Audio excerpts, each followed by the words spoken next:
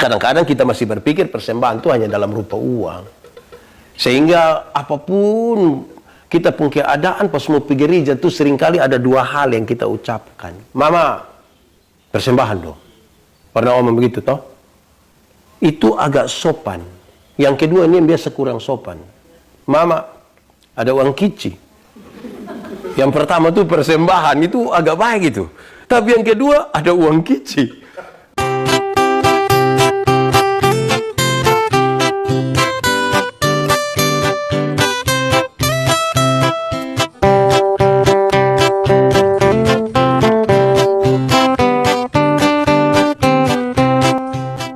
Saudara-saudara, mari kita berdoa untuk belajar dari firman Tuhan. Kita berdoa.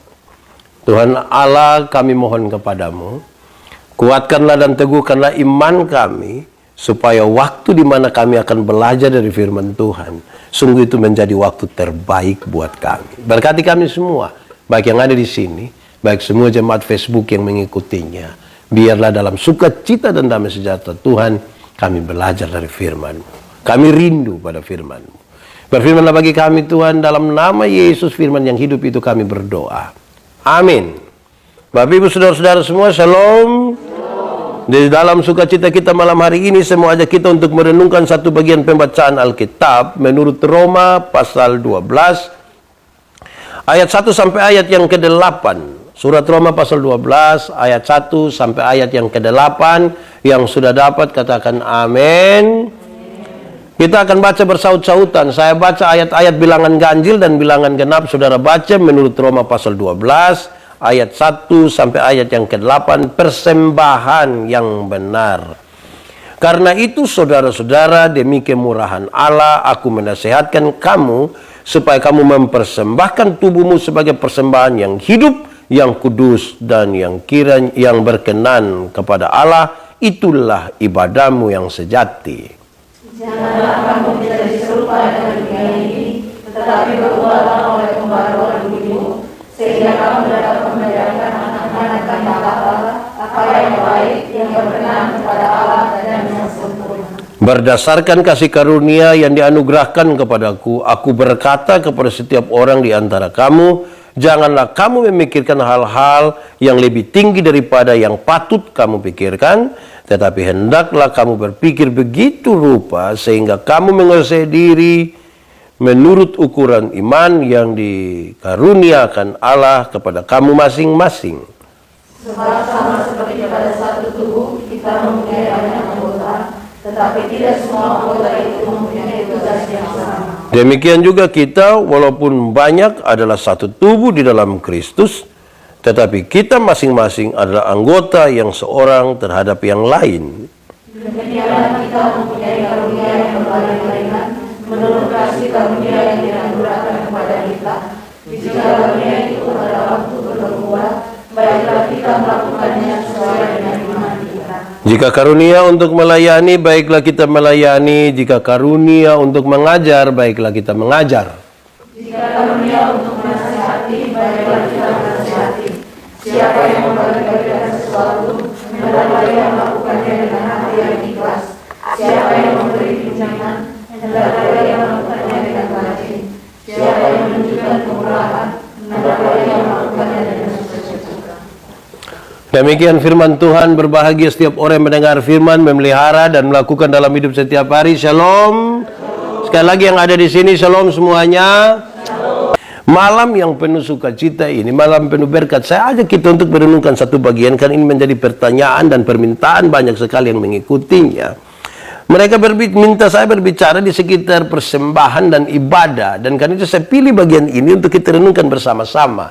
Saya mulai dengan mengatakan begini, saudara-saudara, bahwa ibadah itu ada dua. Ibadah itu ada dua. Banyak orang merasa beribadah, tapi jangan sampai tidak sempurna. Ibadah ada dua. Pertama itu ibadah liturgis namanya. Ibadah liturgis itu yang ketika kita ada di gereja, kita ada dalam persekutuan-persekutuan seperti kaum ibu, kaum bapak, remaja, pemuda, usia lanjut orang itu ibadah liturgis. Kita beribadah hari Minggu, kita ada dalam doa, dalam pemberitaan firman dan lain sebagainya. Itu pertama. Tapi yang kedua adalah ibadah raya kehidupan. Ibadah di mana kita menjalani hidup kita tiap-tiap hari. Itu pun harus menjadi satu bagian di mana ibadah. Jadi kalau kita mau sambung antara ibadah liturgis dan ibadah raya kehidupan, maka sesungguhnya ibadah yang sejati itu ada ketika kita keluar dari ibadah liturgis. Artinya begini, kalau kita dapat pemberitaan firman di dalam ibadah-ibadah tentang bagaimana berbuat baik, bagaimana percaya pada Tuhan Yesus, bagaimana melakukan kehendaknya, mestinya hal-hal itu yang kita pakai ketika kita ada dalam ibadah-ibadah kehidupan. Saudara-saudara, ini serius sekali. Kenapa? Karena banyak orang bisa dalam ibadah liturgis itu mereka betul-betul hilang lenyap di situ, betul-betul datang dengan kehidupan yang mau tunduk di hadapan Tuhan Allah. Ada yang sampai menangis-menangis kalau di ibadah liturgis. Tapi keluar dari gereja itu dong gila sendiri. Itu berarti tidak sinkron antara ibadah liturgis dengan ibadah raya kehidupan. Lalu tentang persembahan juga ada dua. Persembahan yang pertama itu adalah persembahan berupa uang dan materi. Yang kedua tuh persembahan diri, persembahan kehidupan kepada Tuhan. Kadang-kadang kita masih berpikir persembahan itu hanya dalam rupa uang. Sehingga apapun kita pun keadaan pas mau pergi gereja tuh seringkali ada dua hal yang kita ucapkan. Mama, persembahan dong. Pernah ngomong begitu toh? Itu agak sopan. Yang kedua ini yang biasa kurang sopan. Mama, ada uang kici. Yang pertama tuh persembahan, itu agak baik gitu. Tapi yang kedua ada uang kici. Wih, itu memang mantap juga ya, uang kici. Uang kici maksud apa? Kadang-kadang kita sudah naik motor pergi gereja, sampai di jalan masih bilang, adik-adik berhenti sedikit di kios Bikin apa? Tukar uang dong. Mau kasih persembahan, bayangkan itu. Kadang-kadang waktu kita memberi itu, kita bungkus bapak begini di tangan. Isi sampai angin juga tidak bisa masuk gitu. Waktu masuk begitu, terus kenapa bungkus begitu rupa sampai tangan tidak bisa terbuka sedikit? Jangan Bapak. Alkitab bilang kalau tangan kanan memberi, tangan kiri tidak boleh tahu. Padahal saya tahu itu 1000 itu. Karena kalau 100.000 biasa agak terbuka sedikit, biasa kita pegang begini. Kalau yang kecil itu dia agak lain. Kira-kira begitu. Tapi supaya menjadi jelas, saudara-saudara, saya suka bilang di mana-mana. Satu saat ketika Tuhan Yesus diberi pertanyaan, boleh bayar pajak kepada kaisar atau tidak? Yesus cukup hati-hati. Kenapa? Kalau Yesus bilang boleh bayar pajak kepada kaisar, maka ribuan orang pengikut Yesus akan meninggalkan Yesus karena pajak waktu itu terlalu mahal. Tapi kalau Yesus bilang tidak boleh bayar pajak kepada kaisar, maka Yesus akan dianggap memprovokasi masyarakat untuk melawan pemerintah. Pasti dia ditangkap. Maka Yesus bilang begini, tunjukkanlah kepadaku koin untuk pembayaran pajak itu. Dong keseduk Yesus tanya, gambar dan tulisan siapa ini? Kaisar. Nah, berikan kepada kaisar apa yang wajib kamu berikan pada kaisar, tapi berikanlah kepada Tuhan apa yang wajib kamu berikan pada Tuhan. Ini bukan soal perpuluhan, ini bukan soal persembahan. Gambaran tulisan siapa ini? Kaisar. Nah, karena di situ ada gambar dan tulisan kaisar, kasih kepada kaisar. Tapi Alkitab berkata, kamu semua adalah gambar dan tulisan Allah. Berikan uangmu pada kaisar, tapi berikan dirimu kepada Tuhan Allah dan bukan uangmu.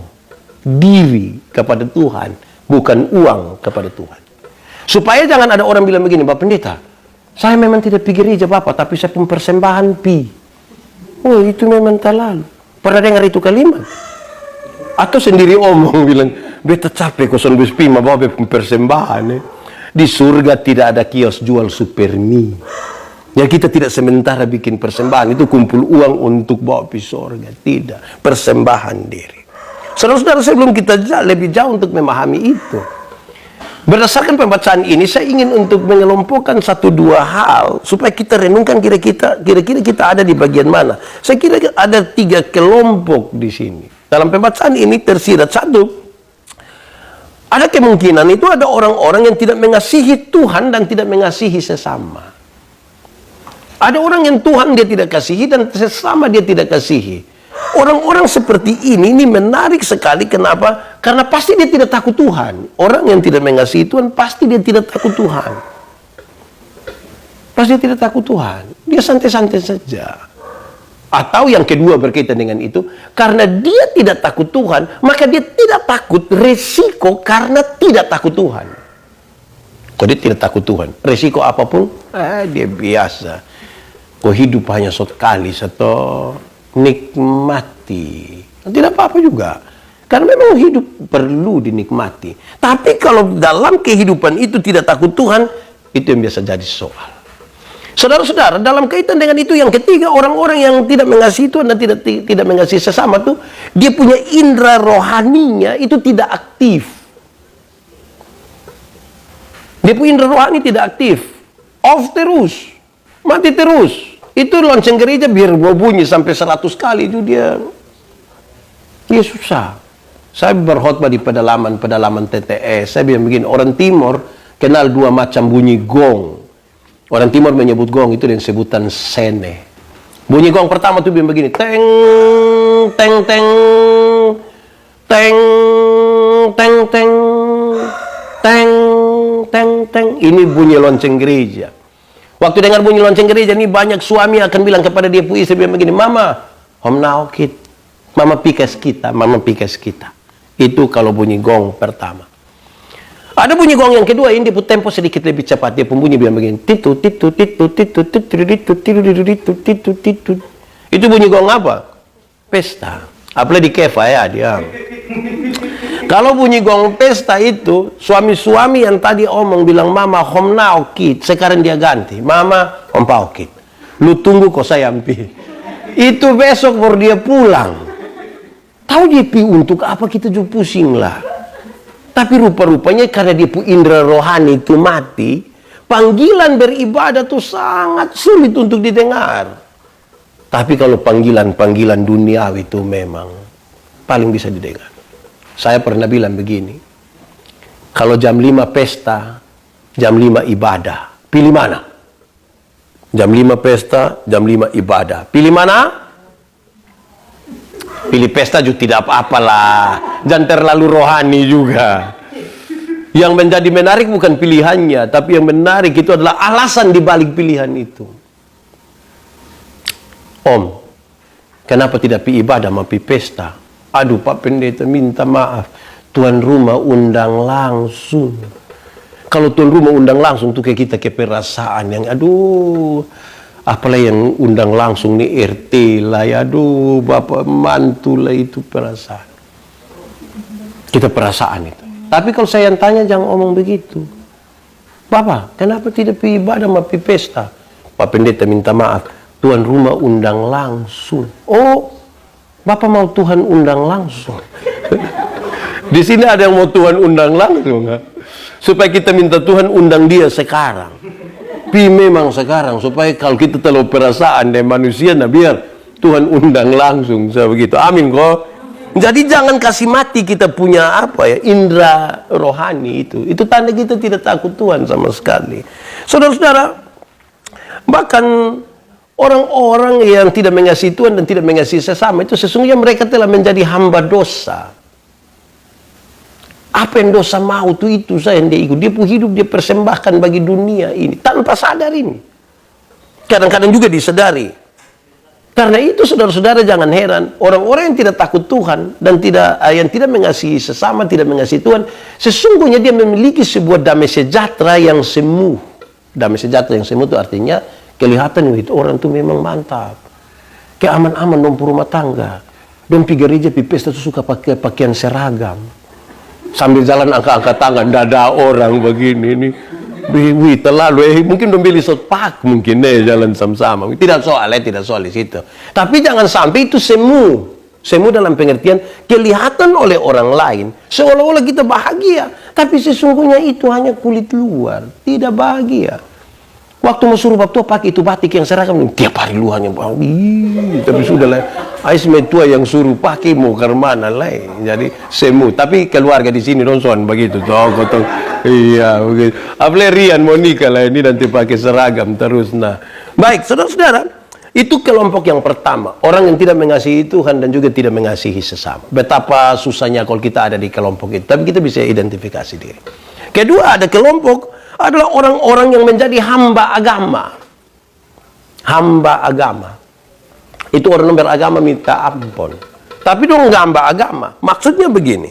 Dia melakukan semua hukum Karena dia tahu bahwa dia harus melakukan itu hukum saja.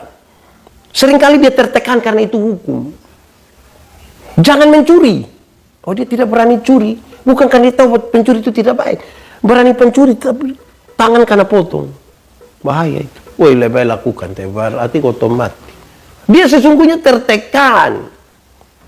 Mata, kalau dalam tradisi ini Yahudi ini, mata yang pakai untuk melalui orang itu, melalui itu bagian di luar NTT itu artinya apa lagi? Oh, intip, mengintip itu. Itu mata akan dicungkil. Wih, berat tuh kalau mata setiap kali lihat orang pu istri mata dicungkil. Ini kita pu mata hanya 2 ini. Beta pun mungkin sucungkil berapa kali. Terakhir pakai kacamata sudah biar. Bayangkan, dia jadi hamba agama, melakukan hukum-hukum agama, karena dia dalam ketakutan. Dia penuh dengan ketakutan. Dia melihat sebuah gambaran yang menakutkan dari neraka. Itu biasa terjadi kalau mau Paskah tuh. Orang bawa film Yesus putar di kampung-kampung. Waktu putar habis itu dia bilang, Bapak, wih, neraka tuh ngeri, yes. Jadi dia takut untuk hidup secara normal ini, karena nanti ada hukuman di neraka. Ini hamba agama dia pernah. Kalau dia bilang di beta begitu, saya tidak pusing di neraka. Minimal pendeta mesti tahu. Saya tidak tahu itu tidak apa-apa. Kok kenapa? Saya kalau masuk surga, bukan karena ketakutan hukuman di neraka. Tapi kalau saya masuk surga, karena Tuhan Yesus itu mati bagi saya. Bukan karena ketakutan. Nah, pasti banyak kita ini ketakutan. Supaya kalau ada orang datang di saya, dia bilang begini, Pak Pendeta, saya rasa saya ini manusia paling berdosa di dunia. Saya bilang begini, saya juga orang berdosa. Kita semua berdosa. Tapi kasih Allah yang besar itu lebih besar dari kita pun dosa, dia mengampuni kita. Itu luar biasa tuh. Daripada ini anak datang bilang begini, Pak Pendeta, saya rasa saya manusia paling berdosa sudah. Betul-betul. Lu muka berdosa. Lu muka berdosa. Lu kalau tidak bertobat, lu kaki tangan putus bang semua nanti. Ini bahasa apa ini? Akhirnya dia jadi hamba agama, terpaksa kelihatan baik. Sebenarnya dia tidak biasa doa makan, mas sudah kan semua tutup mata, dia tutup mata. Angka muka begini, orang masih tutup mata, dia tutup ulang lebur dia. Wih, hidup pun tertekan lagi di situ. Karena hidup menjadi hamba agama saja. Dan konteks itu pas dengan kita, saudara-saudara. Kenapa? Karena banyak orang beragama tapi tidak beriman. Banyak orang punya agama tapi belum tentu beriman. Rantai salib dong berat 1,5 kilo. Tapi dia pun maki justru bapak dia. Itu dia pun masalah di situ. Nah, kelompok yang ketiga adalah orang-orang yang hidup di dalam kasih karunia. Kelompok yang ketiga adalah orang-orang yang hidup di dalam kasih karunia. Mereka adalah orang-orang yang mengasihi Tuhan Allah. Mengasihi Tuhan Allah. Dia melihat dan menikmati dengan penuh sukacita segala sesuatu yang Tuhan kasih buat dia. Dia menikmati. Menikmati dengan sukacita. Saya bicara di mana-mana sukacita dan senang itu 2 hal yang beda. Beda sekali. Dia nikmati dengan sukacita. Bukan senang. Senang itu berurusan dengan kepuasan-kepuasan kita. Karena kita beroleh sesuatu yang memuaskan kita. Tapi sukacita itu berurusan dengan sikap kita terhadap keadaan. Baik itu senang, baik tidak senang. Menyangkut senang, Alkitab bilang begini. Ada waktu untuk senang, tapi ada waktu untuk susah. Jadi kalau saudara sementara senang sekarang, ingat sedikit lagi susah.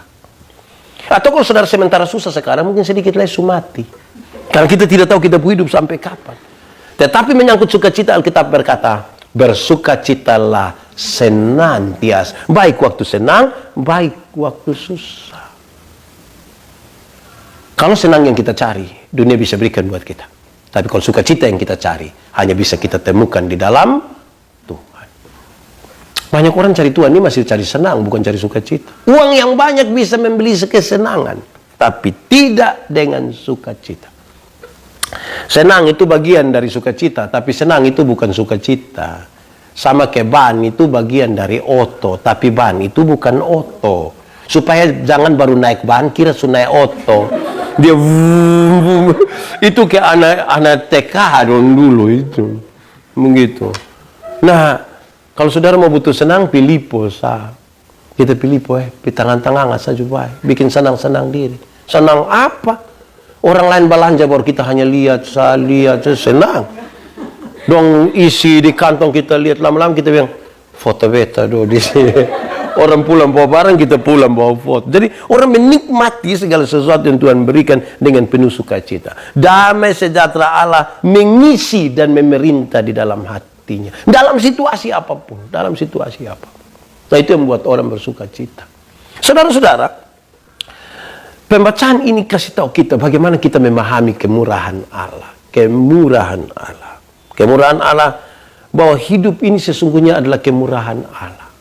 Tuhan kasih kita hidup ini kemurahan. Hanya karena kemurahan Allah itu kita dapat hidup. Kalau kita dipilih oleh Allah, itu pun kemurahan Allah. Kalau kita dipanggil oleh Allah untuk pelayanan, itu pun kemurahan Allah. Bukan karena kebaikanmu, bukan karena fasilitasmu, bukan karena...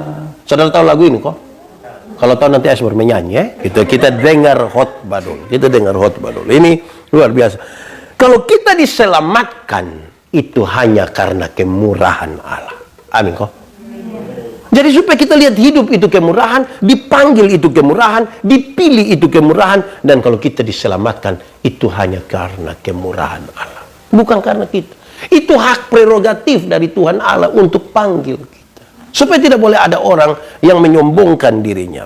Saudara-saudara, tapi kita berhadapan dengan tantangan-tantangan kita. Tantangan ini, saya mencatat di sini. Iblis mencoba untuk menghancurkan pengharapan kita kepada Allah melalui yang bertahan hidup adalah yang menetapkan cita-cita dan harapan ke masa depan. Domis bertahan hidup. Kenapa? Iblis mau di sini untuk menghancurkan orang-orang percaya. Karena banyak orang yang menetapkan hidup menuju masa depan itu kadang-kadang tidak sabar. Dia mau cepat-cepat, mau buru-buru. Kita ini baru buka HP, lelet sedikit, padahal kau tunggu sedikit, nah kenapa? Kita terlalu buru-buru. Karena buru-buru itu buat kita seringkali tidak sabar untuk melihat proses. Buru-buru itu tidak baik. Kadang-kadang bisa bikin celaka diri, kadang-kadang bisa bikin celaka orang lain. Saudara lihat yang orang kantor dong itu. Kantor rata-rata jam 7:30. Dong santai-santai di rumah. Kadang-kadang bangun terlambat karena nonton Euro. Terus sadar pi jam 7. Semua orang kantor siap jam 7. Sama-sama keluar dari rumah jam 7. Nah manusia begini banyak. Ini kan mulai macet-macet di jalan tuh sekarang. Itu dong pumba marah ikut jalan ini minta ampun. Semua gas habis. Coba kalau dia lebih tempo. Itu lebih baik. Tapi juga itu jangan jadi kesempatan kok. Besok pagi 5:30 su bilang beta pi sudah. Pipi kiap jangan sampai dia pergi kantor lain. Atau pulang tidak bawa macet dia minta pulang 7:30 malam. Itu bikin mam tua tersinggung itu. Baik, ketidaksabaran. Yang kedua, iblis mendakwa kita dengan keputusasaan. Kita kalau mulai putus asa tuh, iblis paling cepat masuk. Dia bikin kita bisa putus asa sedikit. Bahaya itu kalau putus asa. Hati-hati. Iblis bisa mendakwa kita itu dengan menyalahkan diri sendiri. Kadang-kadang kita terlalu jauh menyalahkan diri. Semua rambut lurus baru hanya beta yang keriting ini. Itu ke mana ya? Sudah usah salahkan diri toh. Apalagi hanya soal rambut. Tidak usah salah diri. Apalagi hanya soal berat badan. Tidak usah salah diri. Nikmati saja ini hidup tuh. Hei, kadang-kadang kita rumit. Saya tanya banyak ibu-ibu. Menurut saudara makan itu penting kok tidak? Ibu-ibu, makan itu penting kok tidak? Penting ya? Yakin. Lalu kenapa banyak ibu-ibu tidak makan malam? Dong hanya telan ludah malam. Terus nanti bangun koma kamu baru dong tunjuk baru bilang dalam nama Yesus tidak akan sembuh. Nikmati saya ini hidup, tidak apa-apa. Jangan terlalu salahkan diri tidak usah. Kadang-kadang iblis mendakwa kita dengan amarah dan dendam. Amarah yang meluap-luap. Kadang-kadang kita marah nih. Ada orang yang dia bisa marah ini dia ungkit-ungkit yang dari tahun 1970 berapa kok. Ini hari datang gelas satu ada di ujung meja kok hampir jatuh. Dia marah. Kok siapa yang taruh gelas di sini anak dulu tidak bisa mengerti ini barang. Sudah harusnya habis toh. Besok pulang ternyata ada kotor sedikit di ujung meja situ. Kita bakal lagi. Kok kenapa tidak perhatikan ini bersih, ini anak dong, ini sama kayak yang gelas kemarin. Hei, nah kotor ya kotor, jangan bawa lagi gelas kemarin. Kecuali kalau gelas itu masih ada. Kadang-kadang kita amarah dan dendam ini bisa marah bahkan sampai orang mati. Kasteng-kasteng kok dia mati biar, dia mati. Dompung keturunan begitu mati semua baik. Saudara hidup yang macam begini, terasa kita hidup terlalu tertekan. Atau yang terakhir, kadang-kadang kita, iblis ganggu kita dengan kenikmatan dunia. Tahta, wanita, harta. Jabatan, perempuan, dan kekayaan. Iblis suka mainkan di situ, karena kita kan punya cita-cita. Dia menghancurkan kita. Nah, pelajaran kita sekarang menyangkut dengan persembahan kepada Tuhan. Saya mencatat 1-2 hal untuk kita semua. Dalam anugerah Tuhan itu, luar biasa. Saya baca satu kisah kecil ya begini. Ada satu orang pergi ke pesta. Ternyata di sana apa ya? Orang-orang sebanyak, tapi karena hujan di depan pintu pesta tuh ada air dan sedikit berlumpur. Mungkin karena dia tidak hati-hati, dia jatuh di situ. Dia pun pakaian sedikit kotor. Semua orang lihat dan dia sudah sangat malu. Dia rasa itu hari yang paling membuat dia naas sekali. Kenapa? Dia kesal, dia pun diri coba dan datang. Tuan pesta lihat itu. Tuan pesta ini seorang pejabat besar. Undang semua orang hari itu dan kenapa dia harus mempermalukan diri di hadapan ini pesta yang besar. Waktu tuan pesta melihat hal itu, tuan pesta datang, kawan, mari masuk. Dia sudah mau. Saya terlalu kotor, Bapak minta maaf, biar saya di luar saja kalau saya harus ada di sini. Lalu apa yang dilakukan oleh tuan pesta ini? Ini tuan pesta ini sengaja menjatuhkan dirinya di dalam lumpur tadi. Setelah dia jatuhkan diri di dalam debu lumpur, dia pelukin ini orang, kawan, mari kita masuk. Tidak ada lagi alasan toh. Dia mau omong kotor, kotor ini, bawa masuk. Itu sebuah gambaran. Kita tidak bisa datang ke hadapan Tuhan karena kita terlalu kotor. Tapi puji Tuhan, Tuhan mau mengambil rupa dan menanggung dosa kita. Membuat kita dilayakan. Lalu setelah itu, apa yang mesti kita lakukan? Saya catat sejumlah hal. 1, orang Kristen percaya bahwa tubuhnya adalah milik Allah. Dan karena itu dia bisa pakai dia pun tubuh untuk memuliakan Tuhan Allah. Dia pun diri ini tubuh, milik Allah. Karena itu dia bisa pakai dia punya tubuh ini untuk melayani Tuhan, untuk memuliakan Allah. Itu baik itu. Supaya kalau orang lihat dia orang memuliakan Tuhan Allah. Toh? Dia pakai dia punya hidup yang masih kuat. Kadang-kadang kita masih muda-muda ini panggil pelayanan susah sekali. Kakak ikut pelayanan, wih saya sibuk. Kita ini kalau omong sibuk itu ke derajat agak naik sedikit. Kakak pelayan, jadi dia tidak ikut pelayanan. Nanti seumur 79 tahun kau setengah mati baru dia datang bilang, kalau bisa biar saya diaken. Nanti bayi mati bikin kita pusing. Bayi di rumah. Dari tubuh yang adalah milik Allah. Mari kita pakai toh. Pakai untuk apa? Untuk melayani Tuhan, untuk memuliakan Tuhan. Itu pertama. Kedua, saudara-saudara, ibadah sejati bukanlah persembahan, bukanlah ibadah liturgi sesungguhnya. Yang kita ada di gereja kurang lebih 1-2 jam. Ibadah yang sejati bukan itu. Bukanlah persembahan pada waktu liturgi dan upacara-upacara keagamaan. Tetapi ibadah yang sejati adalah mempersembahkan kehidupan hari-hari kita kepada Tuhan. Bukan persembahan pada waktu liturgis. Di dalam ibadah liturgis itu sesungguhnya hanya persiapan untuk kita masuk dalam ibadah raya kehidupan yang penuh dengan tantangan, yang penuh dengan berbagai-bagai pergumulan. Apalagi kita tinggal di tengah-tengah dunia. Rumit itu. Ketiga, saudara-saudara, ibadah yang sejati ialah mempersembahkan tubuh kepada Tuhan Allah. Tubuh yang dimaksud itu adalah kalau tubuh saja kita persembahkan kepada Tuhan Allah. Tuhan pakai saya, utus saya, berkati saya untuk terus menjadi berkat dan seterusnya. Maka tentu yang ada pada kita pakai semuanya. Saya ketemu satu orang, dia penjual tas. Tiap-tiap bulan itu dia bantu kira-kira 20 juta untuk apa ya? Untuk acara-acara pekabaran Injil. Terus orang bertanya, "Wih, 20 juta satu bulan tidak Banyak itu kah? Dia dengan sedikit senyum dia bilang 20 juta banyak. Padahal saya tahu bahwa dia tidak terlalu kaya. Dan kenapa 20 juta banyak dia bilang. Dia tanya, Tuhan Yesus mati bagi kita harga berapa? Lebih dari 20 juta atau kurang 20 juta. Wih, mahal. Kalau begitu tidak seberapa apa yang kita persembahkan begitu. Lalu lu dapat dari mana? Tuhan tahu kan kita selalu memberi. Tuhan selalu akan kasih berkat. Saya pernah bilang begini. Ada 2 orang mau minta karunia kepada Tuhan.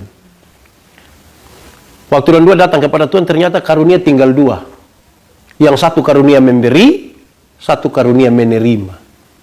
Orang pertama cepat-cepat angkat ambil karunia menerima. Berarti tinggal karunia apa? Memberi. Orang kedua sugaru-garu kapalnya sudah, kalau tinggal itu nanti terima. Langgar 20 tahun kemudian, di persimpangan jalan dong ketemu di lampu merah. Yang punya karunia memberi itu dia ada di atas mobil mewah, satu tanda sukses sekali. Yang punya karunia menerima itu kok dia duduk-duduk minta-minta di pinggir jalan. Jadi waktu lu 2 lihat yang satu, perasaan itu hari lu dapat karunia memberi, kok kenapa lu lebih hebat dari saya yang punya karunia menerima? Terus yang satu jawab, karena Tuhan tahu saya selalu harus memberi, maka kepada saya Tuhan selalu memberikan lebih. Tapi engkau kan karunia menerima. Jadi di mana-mana setiap hari itu hanya begini. Tolong dulu, tolong ini parah. Tahu kita yang di sini karunia apa kita ini? Tapi kita bisa ukur. Nah, saudara-saudara, beri kita pun tubuh. Termasuk yang dikerjakan oleh tubuh setiap hari harus dipersembahkan kepada Tuhan.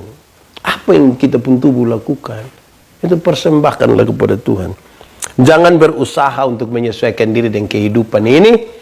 Ubahlah ini dunia ini oleh pembaharuan budimu. Tidak berlaku masuk kandang kambing mengembik, masuk kandang ayam, ayam hilang. Tidak berlaku itu. Yang berlaku adalah kamu tinggal dalam dunia, tapi kamu tidak berasal dari dunia, supaya ketika kamu pergi ke dalam dunia, ubah itu dunia oleh pembaharuan budimu. Itu yang luar biasa. Saudara-saudara, ketika Kristus masuk ke dalam kehidupan kita, kita sungguh akan menjadi baru. Pikiran kita baru. Berbeda dari masa lalu. Kita akan lebih menikmati hidup ini. Tuhan Yesus menjadi pusat dari kehidupan kita. Dan saudara bayangkan, kalau Tuhan ada di dalam kita, orang akan melihat apa yang Tuhan kerjakan di dalam kita. Supaya ketika melihat kita, orang memuliakan Tuhan Allah. Itu yang luar biasa. Saudara-saudara, saya mencatat di sini, ternyata bahwa melayani dengan karunia-karunia yang Tuhan berikan buat kita, kita memahami bahwa karunia-karunia itu Tuhan yang berikan buat kita. Kita semua punya karunia kok. Tinggal kita mau pakai kok tidak. Ada orang tuh sebenarnya dia bisa menyanyi. Dulu sebelum COVID ini, kan sebelum COVID orang masih bisa menyanyi di gereja toh. Kalau menyanyi di gereja, dia tahu menyanyi tapi dia tidak menyanyi. Padahal dia punya suara bagus. Nanti kalau bilang gubernur, NTT dan ketua majelis sinode akan beribadah di sini. Oh, itu solo Judea, duet Judea, vokal grup Judea, paduan suara Judea, terima tamu, mungkin khotbah Judea. Lebih semua dia sudah. Itu bukan karunia, itu makam puji. Kekar mana kok? Dia belum selesai di pundiri itu. Karena dia masih butuh pujian segala macam. Gunakanlah karunia-karunia itu untuk motivasi yang benar, memuliakan Allah, dan bukan untuk kepentingan diri sendiri. Jangan. Itu bahaya itu. Saudara-saudara, Tuhan panggil kita ini kan, Tuhan tahu kita ini berapa kuatnya kita. Apa yang bisa kita lakukan. Tuhan kan lengkapi kita dengan sejumlah talenta, sejumlah karunia. Karena itu saudara-saudara, mari kita mulai dari rumah. Kalau saudara tahu bahwa beribadah itu baik, suami, istri, anak-anak baku ajak ibadah. Ibadah saya tidak apa-apa. Bapak, mama pimpin. Memang tantangannya nanti ada. Hari pertama baik, nanti hari kedua baik, hari ketiga baik, hari keempat bapak bilang, mama, coba mama dengan anak nanti saya pun pinggang, kenapa kok? Hari kelima mama bilang, bapak coba kita lepas anak dong sendiri, siapa tahu karena kita dua ada makanya dong terpaksa. Hari ke-6 bubar itu ibadah. Jadi ini butuh komitmen yang lebih. Waktu ibadah dari rumah karena COVID waktu itu, saya tahu persis banyak orang tua, terutama kami yang bapak-bapak ini, mereka coba-coba mau pimpin ibadah. Selama ini dong kurang ibadah, waktu itu dong mau beribadah, dong bangun telat, orang anak-anak dong sudah bilang, bapak bangun sudah mau ibadah, bapak bangun siapa baik, mama dan anak-anak dong semua setunggu, tiba-tiba bapak tua sampai pakai batik, pegang Alkitab, anak-anak 3 orang langsung bilang, wih. Pas anak-anak bilang, wih, bapak tua bilang, sudah pasal ibadah sampai mau. Dia langsung tersinggung, padahal anak-anak heran. Bapak sudah berubah. Jangan sampai ini hari terakhir. Bukan. Kita ini seringkali tidak beribadah, sehingga kemudian ibadah itu menjadi asing sekali dalam kita pun hidup. Sama kayak betul omong di mana-mana, sama kayak terima kasih. Kita ini jarang terima kasih. Terlalu jarang. Ini bapak-bapak dong, ini mama bikin makan minum dan tidak terima kasih. Tapi coba kalau istirahat kantor, kalau makan di warung. Subayar lah, terima kasih lah. Kadang-kadang janji itu mbak, yo besok berdatang lah mbak. Weh.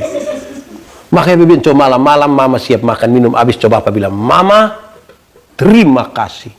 Itu mam tua pikiran. Tahu roh apa sunaik di saya suami.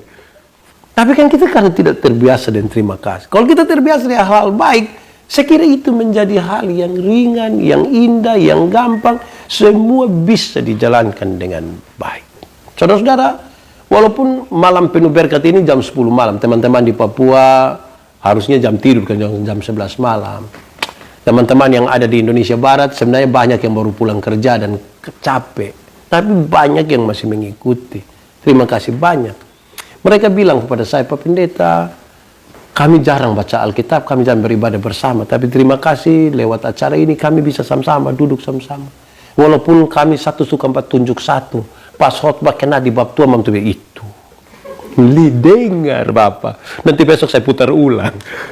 Ya baik juga, tapi mari kita mulai dengan memberi hidup kita sungguh kepada Tuhan. Yang saya heran ini, kita ini kalau nonton drama Korea, Ikatan Cinta, itu mau sampai jam 12 juga kita aman-aman, tidak ada masalah. Bahkan mata kita terus begini. Tapi jangan coba-coba bilang, kita ibadah. Pas kita ambil Alkitab mau mulai baca, saya parju. Tahu kenapa Kadang-kadang tuh kita angguk, tapi itu angguk itu dia pun tempo tidak tetap. Kalau angguk tempo tetap itu kan begini. Tapi kalau angguknya tempo tidak tetap, turunnya pelan, naiknya cepat. Dia pencara turun begini. Itu dia pun penerimaan itu tidak terlalu banyak gitu. Saudara-saudara, mari kita beri hidup kita. Kita akan menikmati. Saya berkhotbah, saudara. Saya berkhotbah dan ternyata banyak orang bilang begini, Pak Pendeta, sama saya, dia suka tanya ayat Alkitab segala macam. Saya bilang begini, jangan percayalah. Tapi coba lakukan apa yang dikatakan oleh kitab suci. Engkau akan melihat betapa hidup ini penuh dengan kemurahan. Jangan taruh duluan di sini baru beribadah. Kita mulai dari kita punya hati yang kita buka bagi Roh Kudus. Yang kita percaya Tuhan memberkati kita. Amin. Mari kita berdoa. Tuhan, terima kasih banyak. Malam penuh berkat ini menjadi sukacita buat kami semua. Kami percaya Roh Kudus semua akan mengajarkan lebih dari apa yang kami dengar. Tuhan, kami yang datang, baik yang ada di sini, baik yang ada di berbagai tempat di seluruh Indonesia, maupun yang ada di luar negeri. Kami punya pergumulan masing-masing. Yang sakit, Tuhan sembuhkan. Yang putus asa, Tuhan berikan pengharapan dan kepastian. Yang ragu-ragu, Tuhan berikan iman. Yang berbeban berat, Tuhan berikan kelegaan. Supaya kami sungguh menikmati hidup ini dalam kasih karunia yang Tuhan berikan. Ampuni kami kalau ternyata selama ini kami jauh daripada Tuhan. Terima kasih keluarga Om Ferry di sini menyambut kami. Kami bersuka cita, bersyukur, kami berdoa bagi keluarga ini, bahkan bagi kami semua. Tolonglah kami dalam pergumulan kami tiap-tiap hari. Untuk orang tua, untuk anak-anak kami, untuk cinta, untuk masa depan. untuk usaha, untuk pekerjaan, dan untuk semuanya kami bersama-sama dengan Tuhan. Kami percaya Tuhan menyelidiki hati. Tuhan tahu siapa kami. Jadilah kepada kami menurut kehendak-Mu. Terpujilah nama-Mu, kami mohon Tuhan. Jaga kami waktu kami istirahat malam hari ini. Biar kami dibangunkan besok dalam damai sejahtera. Terpujilah nama Tuhan. Diberkatilah semua yang datang dalam nama Tuhan. Di dalam nama Yesus kami berdoa. Amin.